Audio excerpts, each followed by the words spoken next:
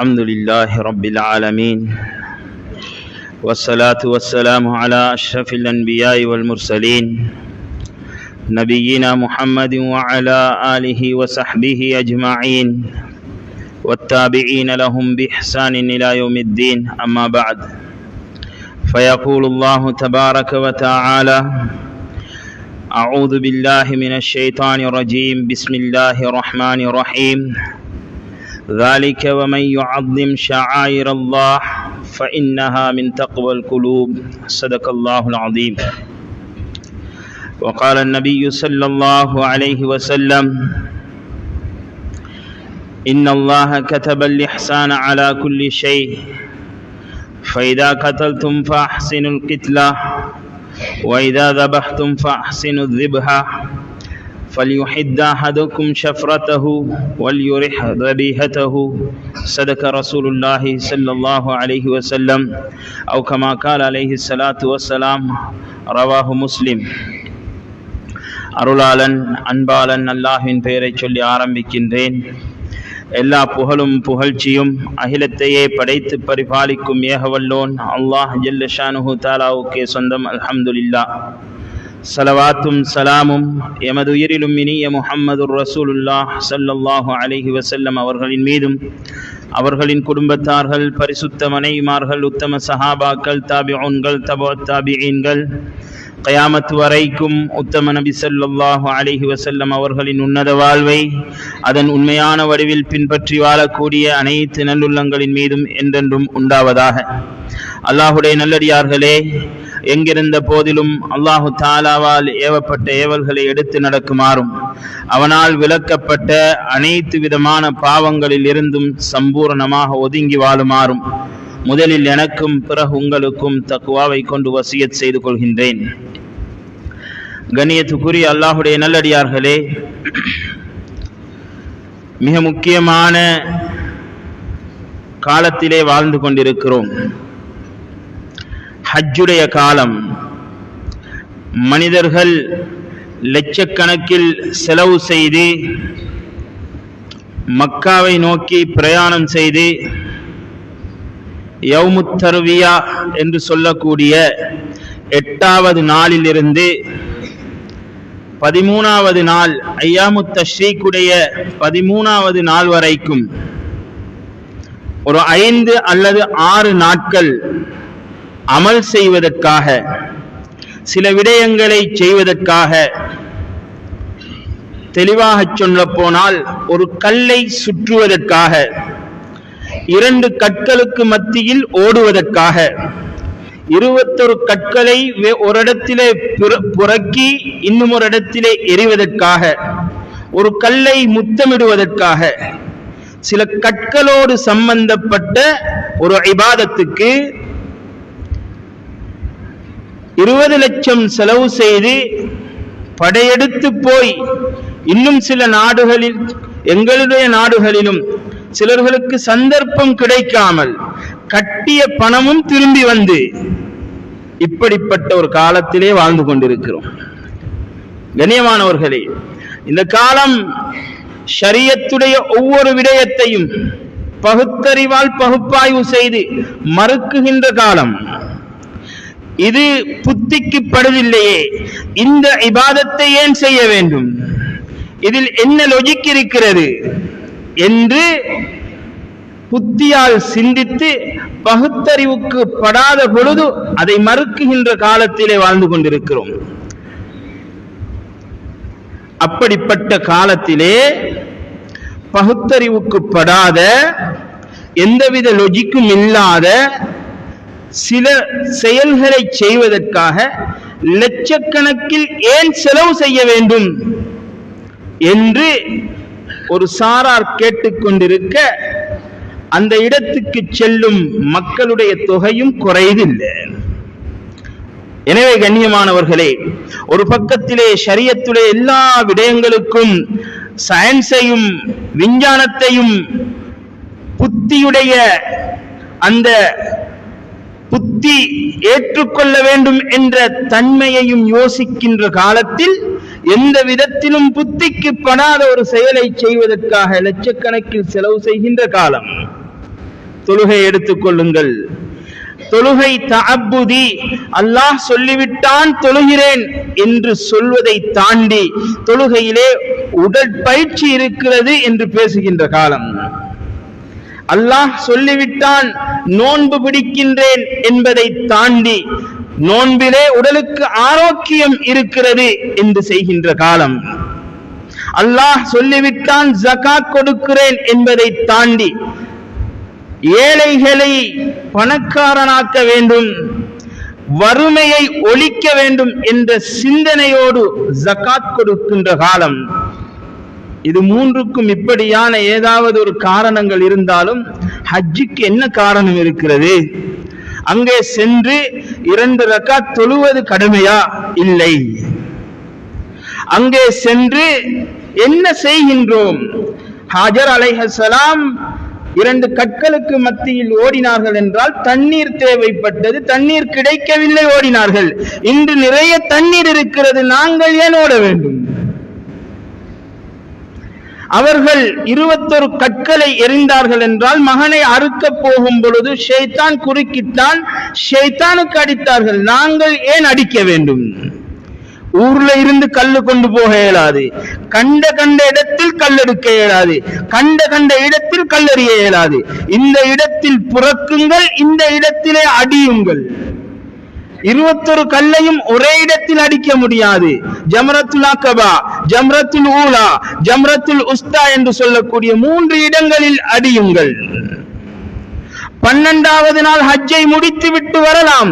விரும்பியவர்கள் 13வது நாளும் இருந்து கல்லை அடித்து விட்டு வாருங்கள். 13வது நாள் இருப்பது வெறுமனே கல்லடிப்பதற்காக, 12வது நாள் இருப்பது வெறுமனே கல்லடிப்பதற்காக, 11வது நாள் இருப்பது வெறுமனே கல்லடிப்பதற்காக. ஏன் இவ்வளவையும் செய்ய வேண்டும்? எதற்காக 2 கற்களுக்கு மத்தியில் ஓட வேண்டும்? எதற்காக ஒரு கல்லை முத்தமிட வேண்டும்? எதற்காக ஒரு கல்லை சுத்த வேண்டும்? எதற்காக ஒரு கல்லிருக்கும் இடத்திலே அரஃபாவிலே தரிக்க வேண்டும்? எதற்காக ஒரு கல்லிருக்கும் இடத்திலே மினாவிலே தரிக்க வேண்டும்? எதற்காக இதெல்லாம் செய்ய வேண்டும் என்று கேட்டால் எதுவும் கிடையாது. இதில் என்ன லாஜிக் இருக்கிறது? கண்ணியமானவர்களே, அல்லாஹ் தஆலா இந்த ஹஜ்ஜின் மூலம் ஒவ்வொரு முஸ்லிமுக்கும் உணர்த்துவது என்ன? உங்களுடைய மூதாதையர்கள் செய்து விட்டார்களா?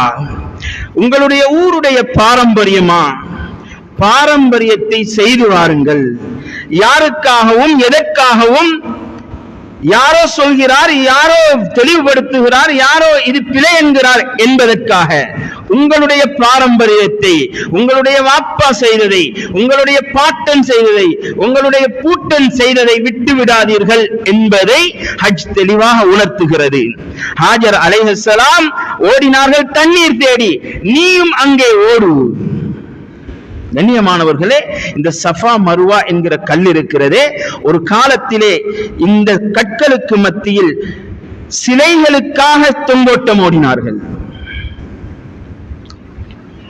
இப்ராஹிம் அலைஹிஸ்ஸலாம் அவர்களுடைய காலத்துக்கு பிற்பட்ட காலத்திலே கஅபாவிலே இசாஃப் நாயிலா என்ற இருவர் ஜினா செய்து விட்டார்கள்.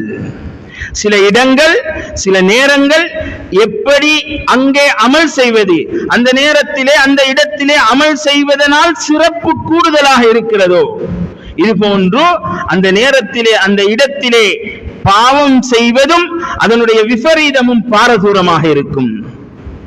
இசாஃப் நாயிலா என்பவர்கள் ஜினா செய்து விட்டார்கள். அல்லாஹ் தஆலா கற்களாக மாற்றிவிட்டான் 2 பேரையும். சரித்திரம் சொல்கிறது, அந்த 2 கல்லும் அந்த 2 சிலைகளும் ஒன்று இசாஃப் சஃபாவிலும் நாயிலா மர்வாவிலும் வைக்கப்பட்டிருந்தது. ஒரு காலகட்டத்திலே கஅபாவுக்குள்ளே 360 சிலைகளை வைத்து தவாப் செய்தார்கள். இந்த 2 சிலைக்காகவும் தொங்கோட்டம் ஓடினார்கள். பாருங்கள், பாரம்பரியத்தில் இடையிலே ஷிர்க் வந்தாலும் பாரம்பரியத்தை விட்டு விடாதீர்கள். சஹாபாக்களுடைய காலம் தொங்கோட்டம் ஓடும்படி சட்டம் வருகிறது. சஹாபாக்கள் பயப்படுகிறார்கள். இசாஃபுக்கும் நாயிலாவுக்கும் சிலைகளுக்கு தொங்கோட்டம் ஓடிய சஃபா மருவாவிலே நாங்கள் எப்படி தொங்கோட்டம் ஓடுவது? நபி ஸல்லல்லாஹு அலைஹி வஸல்லம் அவர்களிடம் போய் கேட்கிறார்கள், அல்லாஹ்வுடைய தூதரே, சிலைகளுக்காக ஓடிய இடத்தில் இன்று நாங்களும் 7 தடவைகள் உடலை குலுக்கி குலுக்கி ஓட வேண்டுமே, இது பாவம் இல்லையா? அல்லாஹ் தஆலா குர்ஆனிலே ஆயத்தை இறக்குகிறான், இன்ன ஸஃபா வல் மர்வா மின் ஷஆஇரில்லாஹ். சஃபாவும் மருவாவும் இடையிலே இசாஃபையும் நாயிலாவையும் வைத்து சிலைக்கு தொங்கோட்டம் ஓடி இருந்தாலும் அது அல்லாஹுடைய அடையாள சின்னம். அது இஸ்லாமிய பரம்பரையின் அடையாள சின்னம். அது முஸ்லிம்களின் பாரம்பரியம். அது முஸ்லிம்களின் பாட்டி ஹஜர் அலைஹிஸ்ஸலாம் ஓடிய இடம். அது அவர்கள் தண்ணீர் ஓடினார்கள். நீ எதற்காக என்று கேட்க கூடாது. உன்னுடைய தாய் ஓடி இருக்கிறாள், நீ ஓடு. இடையிலே சிலைகளுக்கு ஓடி இருந்தாலும் பரவாயில்லை. அல்லாஹ் தஆலா சொன்னான், அதிலே சஈ செய்வதனால் எந்த தவறும் முஸ்லிம்களுக்கு வராது. அது அல்லாஹ்வுடைய அடையாள சின்னம். ஒரு கட்டத்திலே முஷ்ரிக்குகள் அங்கே சிலைகளை வைத்து சஈ செய்திருந்தாலும் தொங்கோட்டம் ஓடி இருந்தாலும் பரவாயில்லை, இது உங்களுடைய பாரம்பரியம், இதை செய்து வாருங்கள். கண்ணியமானவர்களே, 21 கற்களை எறிந்தார்கள்.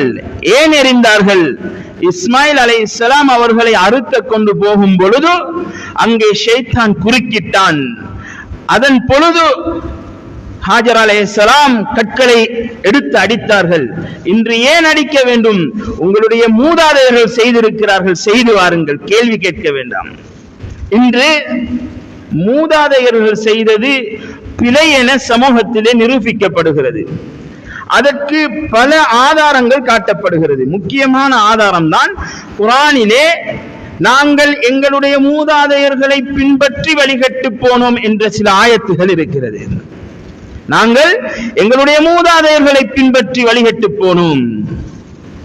கியாமத்திலே ஒரு கூட்டம் சொல்லுமாம், எங்களுடைய மூதாதையர்களுக்கு பின்னால் போனதனால் தான் நாங்கள் வழிகட்டு போனோம், அவர்களுக்கு அதாபை வேதனையை இரட்டிப்பாக்கி கொடுத்து விடியா அல்லாஹ் என்று சொல்வார்களாம். இதெல்லாம் வைத்து மூதாதையர்களை பின்பற்றக்கூடாது என்ற செய்தி இன்று சமூக ஊடகங்களிலே பரவி வருகிறது.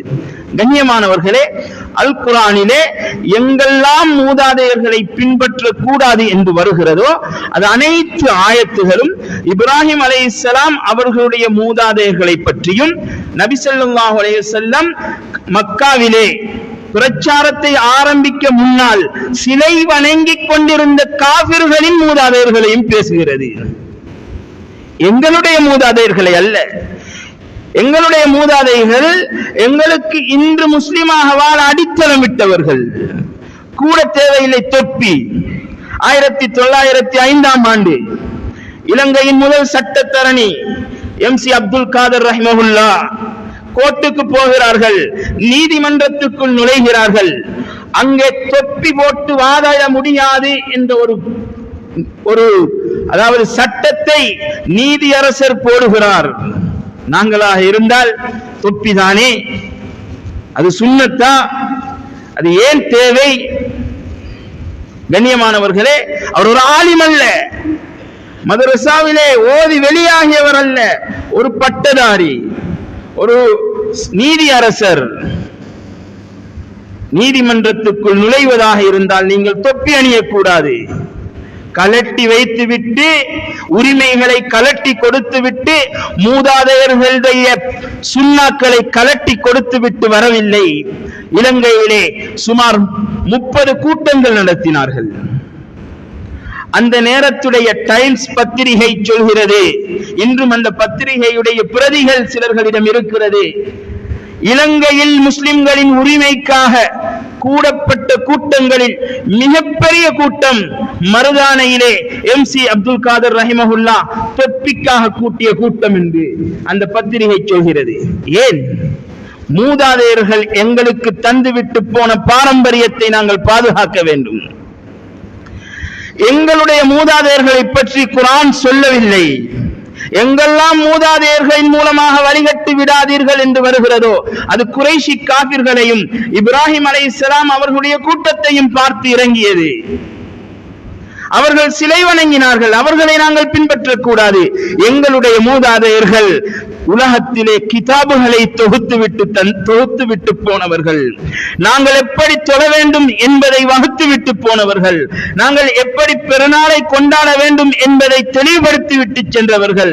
நாங்கள் எங்களுடைய உதுஹியாவை எப்படி அமைக்க வேண்டும் என்று தெளிவாக சொல்லிவிட்டு சென்றவர்கள். இந்த மூதாதையர்களுடைய பாரம்பரியத்தை ஒவ்வொரு ஊரும் பாதுகாக்க வேண்டும்.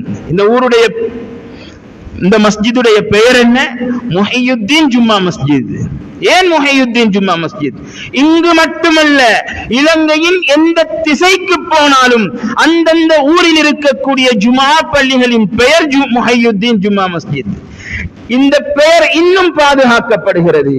சிலர்களுக்கு முஹையுத்தீன் என்றால் யாரென்றே தெரியாது, அவருடைய பெயர் என்னவென்றே தெரியாது.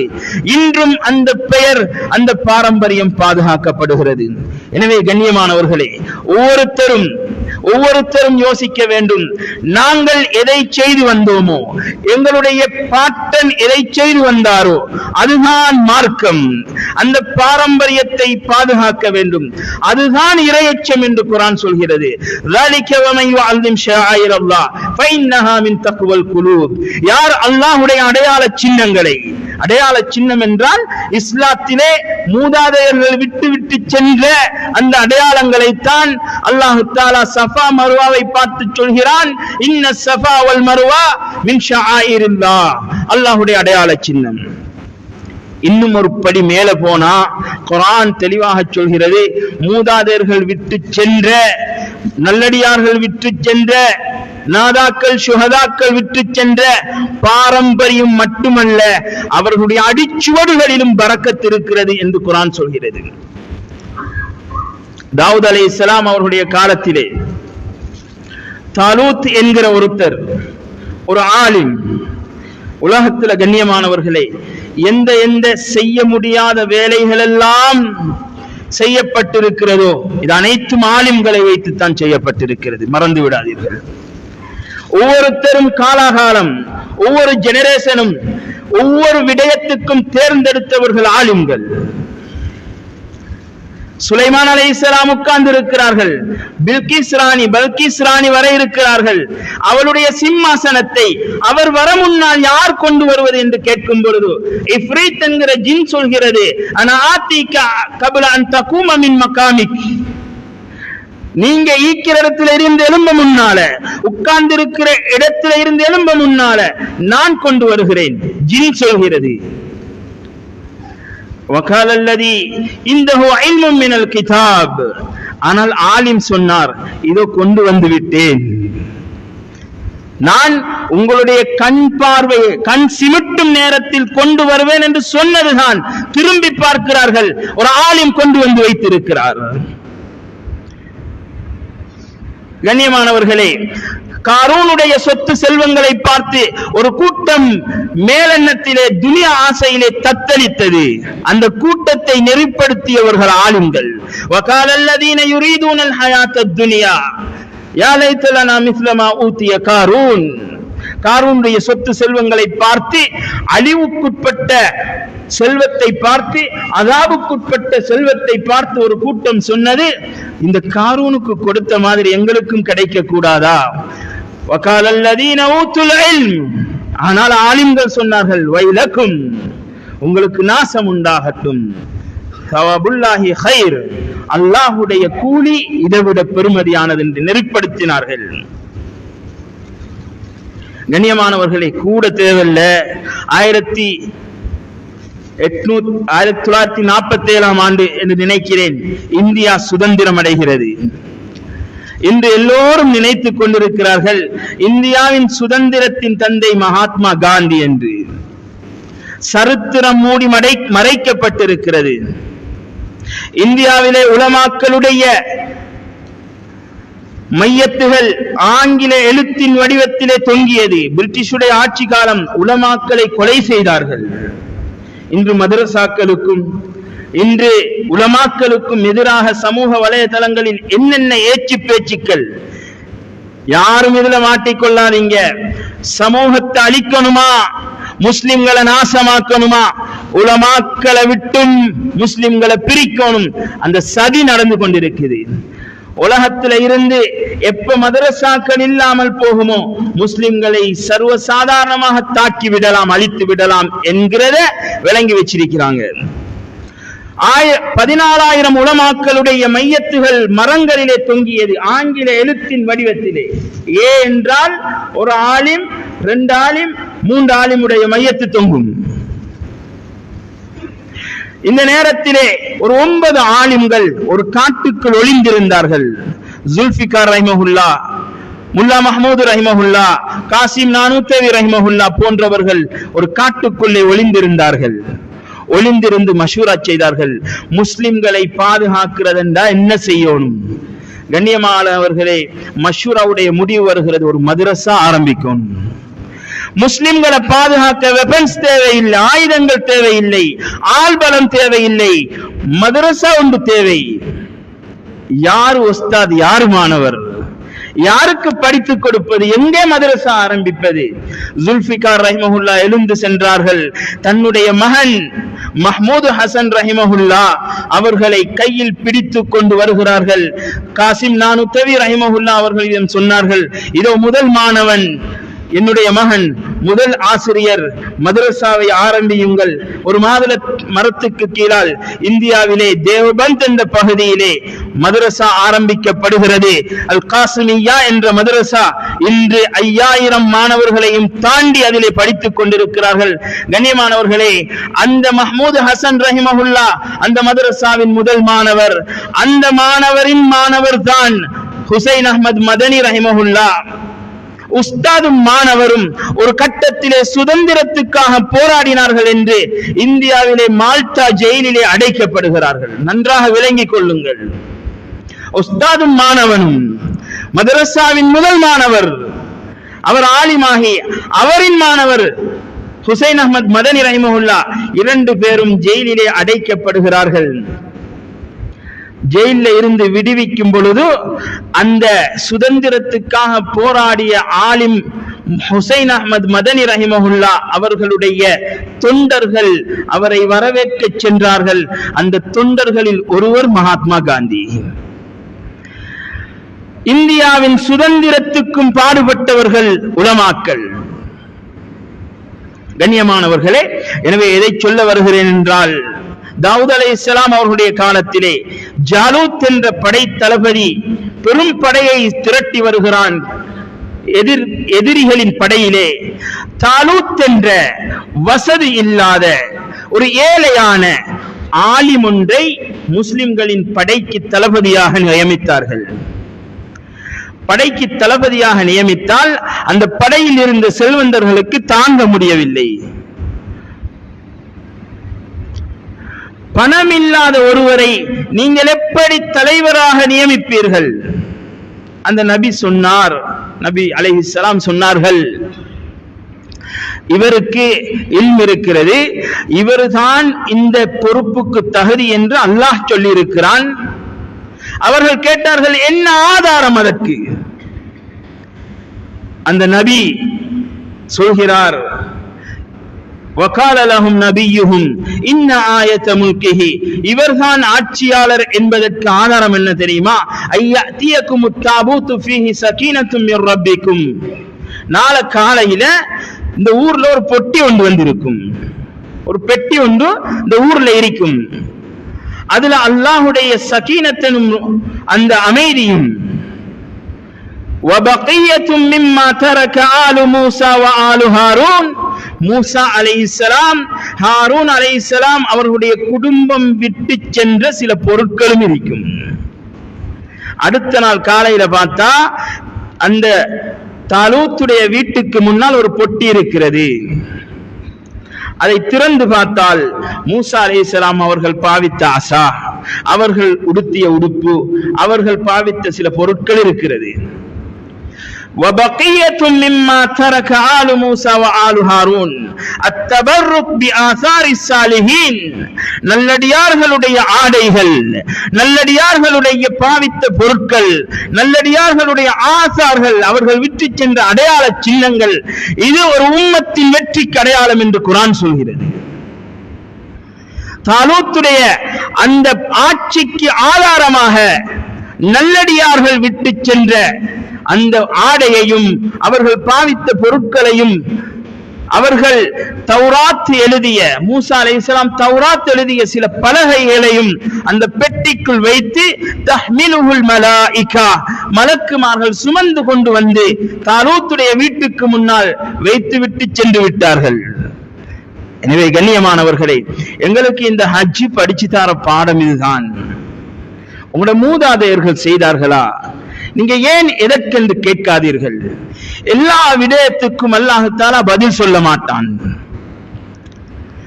ஜக்கரியா அலைஹிஸ்ஸலாம் கேட்டார்கள், எனக்கு வயது போய்விட்டது, எனக்கு எப்படி குழந்தை கிடைக்கும்? அல்லாஹ் அங்கே பயாலஜி பேசியிருக்கலாம். 80 வயசை தாண்டினாலும் உங்களோட உடம்புல இந்த ஹார்மோன்கள் சுரக்கும், உங்களோட விந்தணுக்கள்ல இப்படி சக்தி இருக்குதுன்னு பேசியிருக்கலாம். அல்லாஹ் பேசவில்லை. கால கதாலிக், அது அப்படித்தான், வாய மூடுங்க. கால கதாலிக் கால ரப்புக ஹுவ அலைய ஹய்யின்.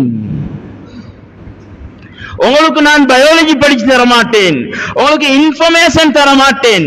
சில விடயங்கள் வாய மூடிக்கொண்டு செய்யுங்க என்று கேட்கலாம். அவர்கள் தண்ணீர் தேடி ஓடினார்கள், நாங்கள் ஏன் ஓட வேண்டும்? உன்னுடைய பாட்டி செய்திருக்கிறாள், செய்துவிட்டு போ. அவர்கள் ஷைத்தானுக்கு கல்லெறிந்தார்கள், நாங்கள் ஏன் எறிய வேண்டும்? உன்னுடைய பாட்டி செய்திருக்கிறாள், செய்துவிட்டு போ. மரியம் அலைஹிஸ்ஸலாம் கேட்கிறார்கள், எனக்கு திருமணமே ஆகவில்லை, எந்த ஆணும் தொட்டதில்லை, எனக்கு எப்படி குழந்தை கிடைக்கும்? அங்க டெஸ்ட் டியூப் பேபி பேசவில்லை, இப்படித்தான் உண்டாக்கலாம் என்று பேசவில்லை. அல்லாஹ் சொன்னான், கால கதாலிக், அது அப்படித்தான். கால ரப்புகி ஹுவ அலைய ஹய்யின். எனவே கண்ணியமானவர்களே, இந்த ஹஜ் என்கிற இந்த ஹஜ்ஜிலே போய் ஒரு கல்லை காபாவை சுற்றுவதும், ஒரு கல்லை ஹஜருல் அஸ்வதை முத்தமிடுவதும், 2 கற்கள் சஃபா மருவுக்கு நடுவிலே ஓடுவதும், ஜமராத்துகளிலே கல்லெறிவதும், மினாவிலே தரிப்பதும், அரஃபாவிலே கொஞ்ச நேரம் தங்குவதும், எதை படித்து தருகிறது என்றால் அங்கே எந்த இபாதத்தும் கிடையாது. ஏதாவது ஒரு திக்ர் ஃபர்லா என்றால் ஃபர்ல் அல்ல. ஒரு 2 ரக்காத் எங்கேயாவது தொழுவது ஃபர்லா என்றால் ஃபர்ல் அல்ல. அரஃபாவுல சும்மா நிக்கிறது. அல் ஹஜ் பில் அரஃபா, ஹஜ் என்றாலே அரஃபா தான். போகின்றவர் அரஃபாவுக்கு போகல, திரும்பி வந்துட்டாரா, அவர் ஹஜ்ஜே சிஹத் இல்ல. 8வது நாள் லுஹருக்கு பின்னால ஹஜ்ஜுடைய அமல் ஆரம்பிச்சு 9வது நாள் யௌம அரஃபா, அரஃபாவுல தரிச்சு 10வது நாள் மினாவிலே போய் முடிய வலிச்சு ஹதிய அதாவது குர்பான கொடுத்து விட்டால் ஹஜ்ஜுடைய அமல் முடிஞ்சு. அப்ப மிச்சம் 3 நாள் ஏன் நிக்கணும்? நீங்க நிக்கணும் கல்லெறிகிறதுக்காக. கேள்வி கேட்கலாம் தானே, ஏன் 7 கல் எறிகிறதுக்காக நிக்கணும்? ஒரு தொழுகிறதுக்காக நிக்க சொன்னா, அங்க வேற ஏதாவது திக்ர் செய்யறதுக்காக நிக்க சொன்னா பரவாயில்ல, ஏன் கல்லெறிகிறதுக்காக? கண்ணியமானவர்களை உணர்வோம். இதிலே லொஜிக் தேவையில்லை. எங்களுடைய மூதாதையர்களுடைய அமலை திரும்ப திரும்ப ஒவ்வொரு ஹஜ்ஜும் ஞாபகப்படுத்துகிறது. நீங்கள் உங்களுடைய ஊருடைய பாரம்பரியத்தை பாதுகாருங்கள், உங்களுடைய மஸ்ஜிதுடைய பாரம்பரியத்தை பாதுகாருங்கள். யாருக்காகவும் எவருக்காகவும் பேஸ்புக்கிலே பேசுகிறார்கள், யூடியூபிலே பேசுகிறார்கள், இதெல்லாம் கூடாது என்கிறார்கள் என்று செய்து வந்ததை எங்களுடைய மூதாதையர்களை நரகவாதி ஆக்கி விடாதீர்கள். இதெல்லாம் பிதத்தாமே என்றால் எங்கட வாப்பா அப்பா நரகவாதியாமே என்கிறோம். எனவே கண்ணியமானவர்களே, இந்த ஹஜ்ஜுடைய முதலாவது பாடம், நாங்கள் மூதாதையர்களுடைய பாரம்பரியத்தை, எங்களுடைய ஊருடைய அந்த பாரம்பரியத்தையும் இறையாண்மையையும் பாதுகாக்க வேண்டும். எதை செய்து வந்தோமோ அதை விட்டுவிடக் கூடாது. யாருக்காகவும் எவருக்காகவும் எந்த சந்தர்ப்பத்திலும் நாங்கள் எங்களுடைய பள்ளி மஸ்ஜிதுடைய அமல்களையோ ஊருடைய பாரம்பரியத்தையோ யாருக்காகவும் விட்டு கொடுத்து விடக் கூடாது. இதனால் தான் குர்ஆன் சொல்கிறது, ஹஜ்ஜுக்கு நீங்க அமலுக்கு மட்டும் வர வேண்டாம், லியஷ்ஹது மனாஃபிஅ லஹும், அங்கே உங்களுக்கு பிரயோசனம் தரக்கூடிய பல விடயங்கள் இருக்கிறது, அதை பார்த்துவிட்டு ஊருக்கு போங்க என்று குர்ஆன் சொல்கிறது. இது ஒரு பகுதி. இரண்டாவது கண்ணியமானவர்களே, இந்த ஹஜ்ஜுடைய சந்தர்ப்பத்திலே ஹாஜர் அலைஹிஸ்ஸலாம், இப்ராஹிம் அலைஹிஸ்ஸலாம் இருவரும் சேர்ந்து தன்னுடைய மகனை குர்பான் கொடுக்க போகிறார்கள். எங்களுக்கு அல்லாஹ் தஆலா இப்படி ஒரு அமலை வைத்திருந்தால் நாங்கள் யாரும் முஸ்லிமாக இருந்திருக்க மாட்டோம். காட்டு மிராண்டித்தனமான இஸ்லாம் என்றிருப்போம். காட்டு மிராண்டித்தனமான இஸ்லாத்திலே ஏன் எங்களுடைய மகனை அறுக்க வேண்டும் என்று முழு பேரும் அது மாறி இருப்போம். அல்லாஹ் பாதுகாத்தான். இப்ராஹிம் அலைஹிஸ்ஸலாம் அவர்களை 80 வயதும் தாண்டி அல்லாஹ் தஆலா சொல்கிறான், ஹத்னா செய்து கொள்ளுங்கள். இப்ராஹிம் அலைஹிஸ்ஸலாம் உடனடியாக ஒரு மொட்டை ஆயுதத்தால் ஹத்னா செய்து கொண்டார்கள்.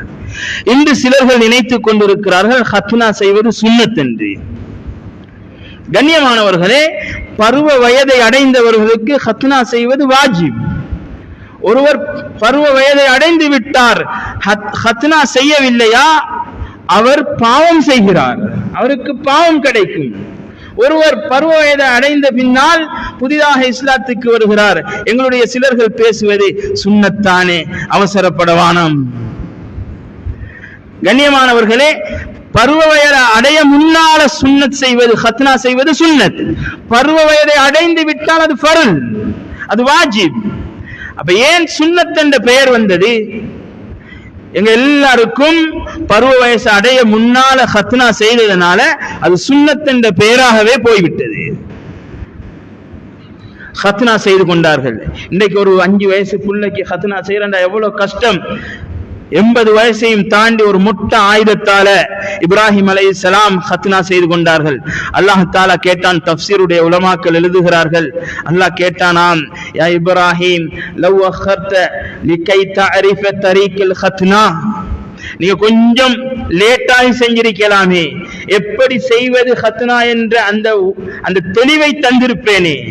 இப்ராஹிம் அலைஹிஸ்ஸலாம் சொன்னார்கள், யா அல்லாஹ், நீ சொல்லிவிட்டாயா, அதை பிற்போட எனக்கு மனம் இடம் கொடுக்குதில்லைன்றாங்க.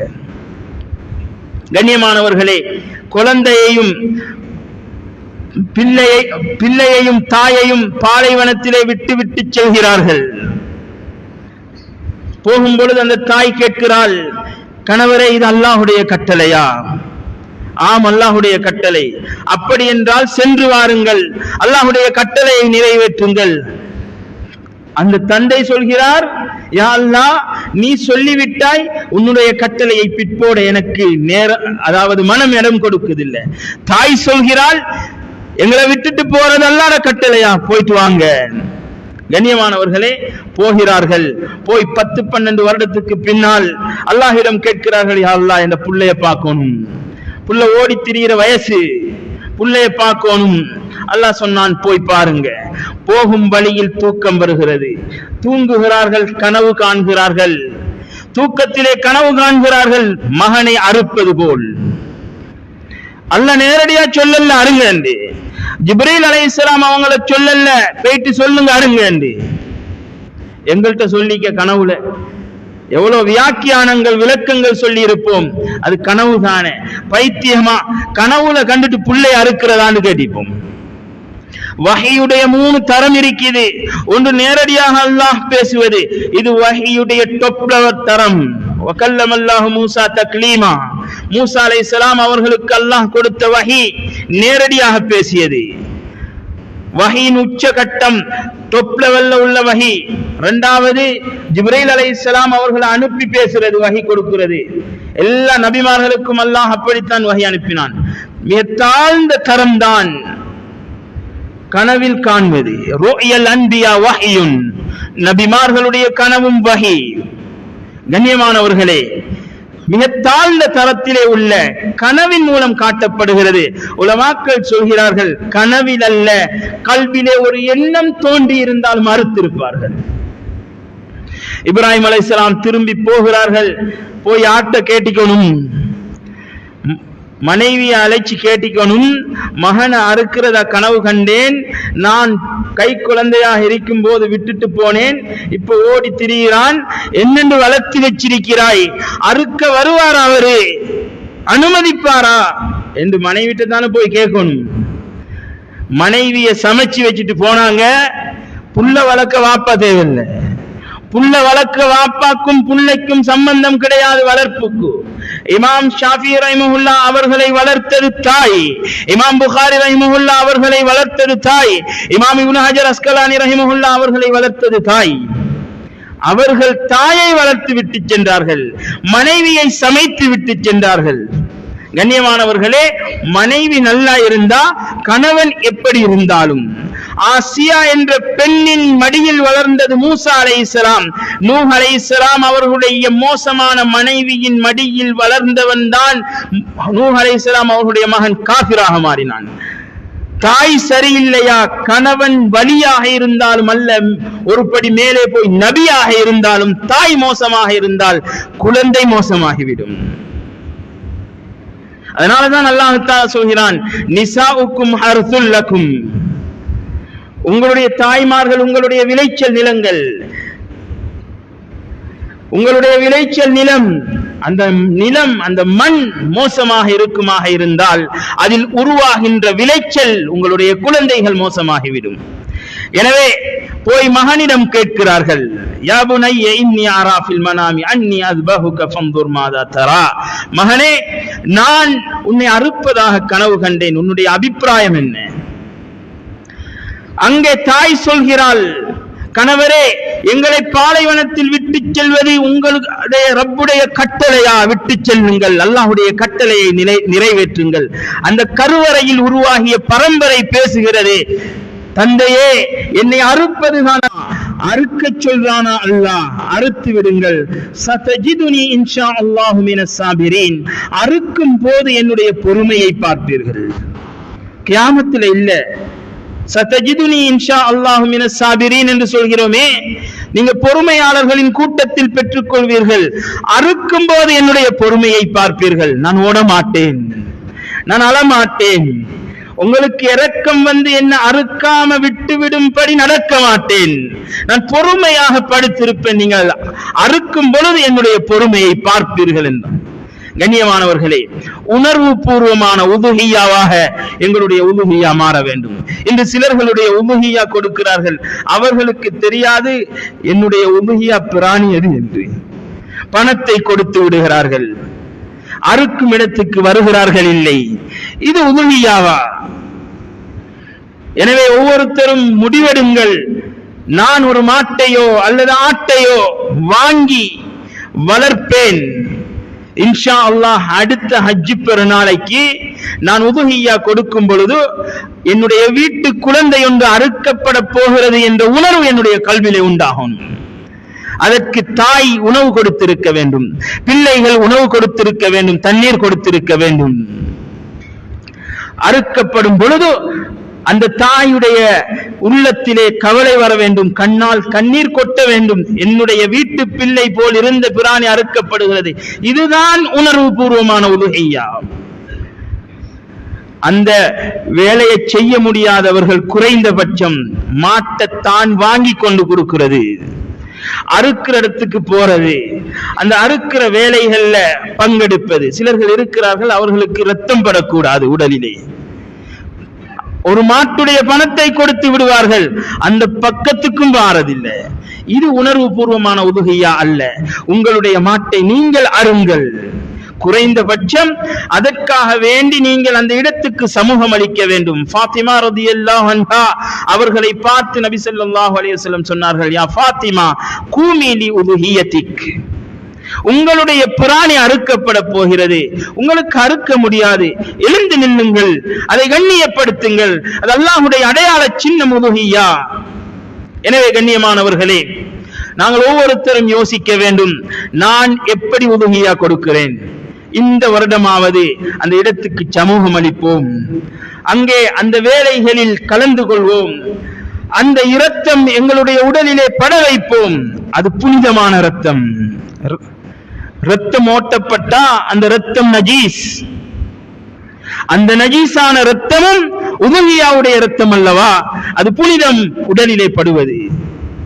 கண்ணியமானவர்களே, அதே போன்று உதுஹியா கொடுக்க யாருக்கு வசதி இருக்கிறதோ, ஒரு ஆட்டை கொடுக்க வசதி இருக்கிறது அல்லது ஒரு மாட்டிலே ஒரு பங்கு சேர வசதி இருக்கிறது என்றால் அவர்கள் கொடுக்கவே வேண்டும்.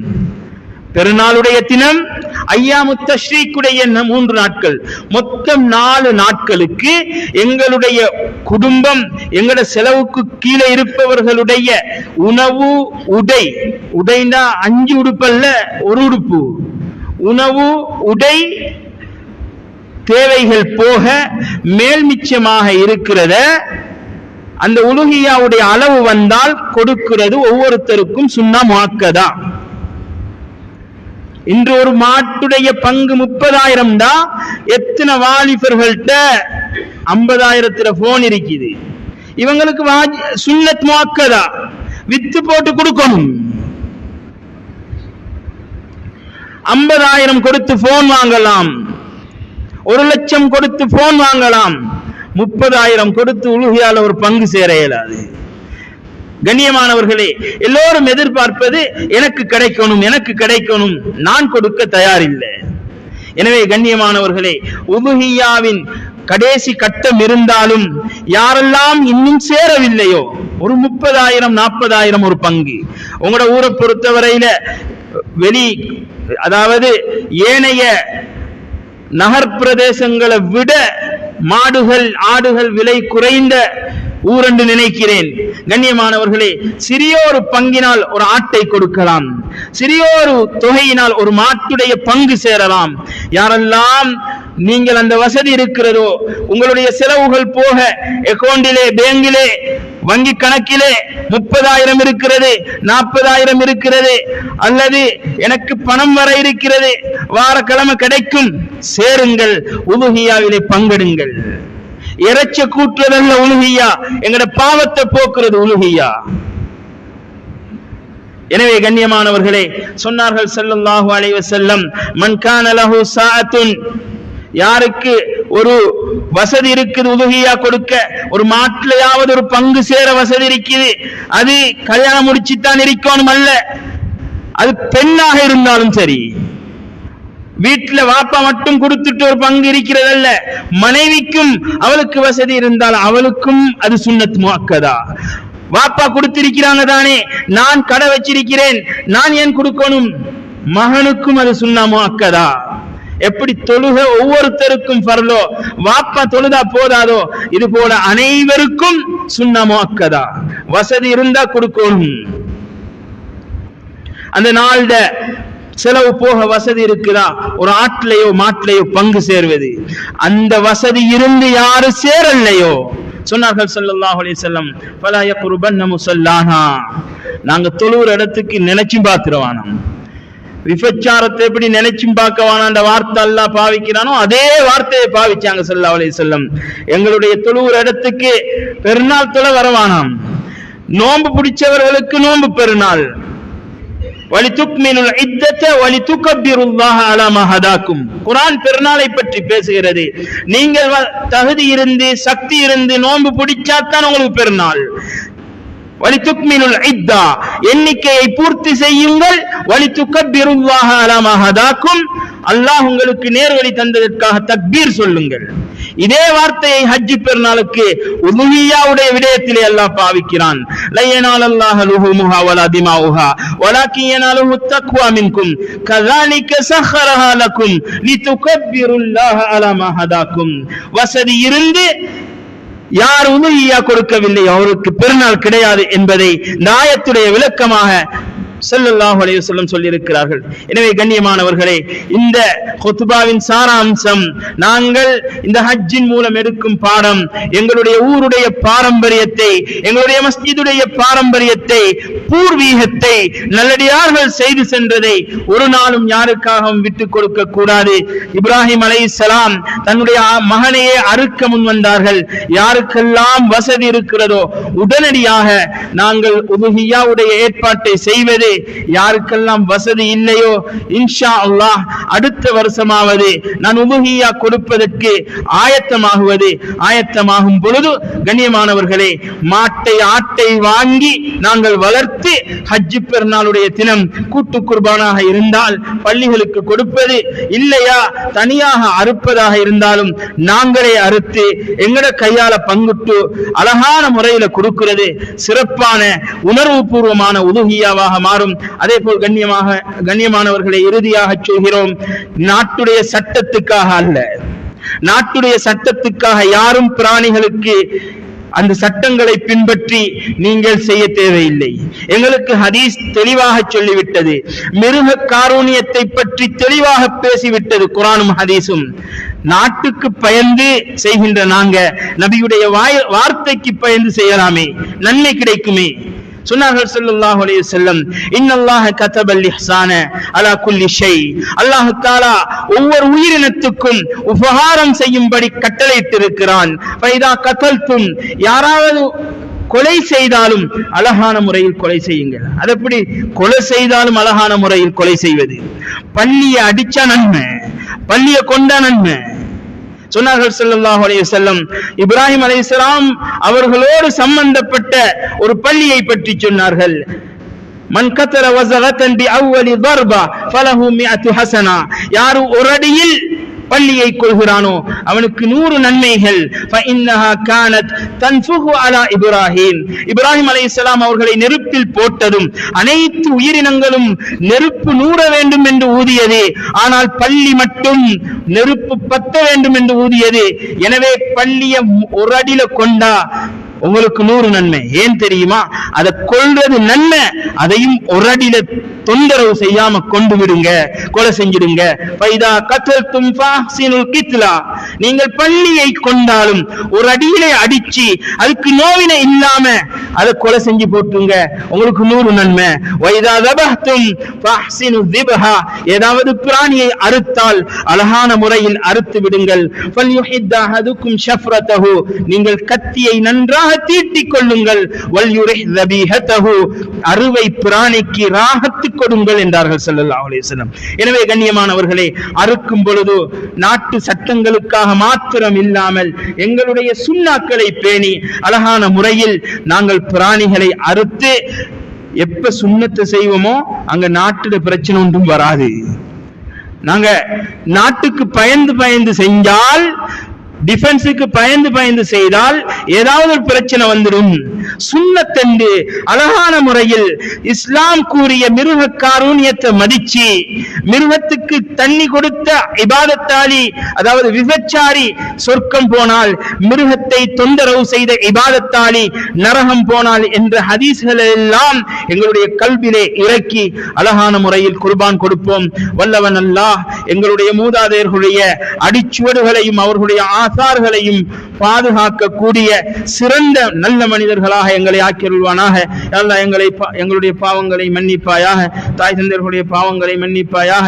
அல்லாஹ் யாரெல்லாம் ஹஜ்ஜுக்கு சென்றிருக்கிறார்களோ அனைவருடைய ஹஜ்ஜுகளையும் ஒப்புக்கொள்ளப்பட்ட ஹஜ்ஜாக மாற்றுவாயாக.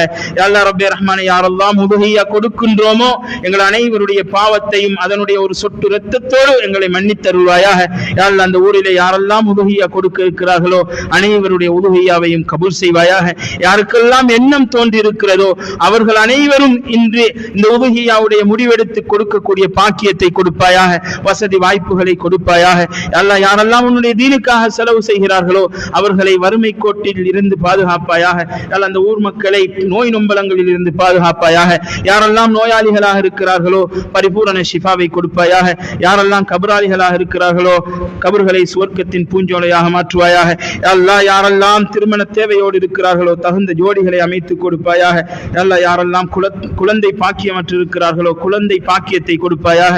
இந்த சிறிய துஆவை உன்னுடைய தனிப்பெரும் அன்பால் ஏற்றுக்கொள்வாயாக. வஆகிரு தஅவானா அல்ஹம்துலில்லாஹி ரப்பில் ஆலமீன்.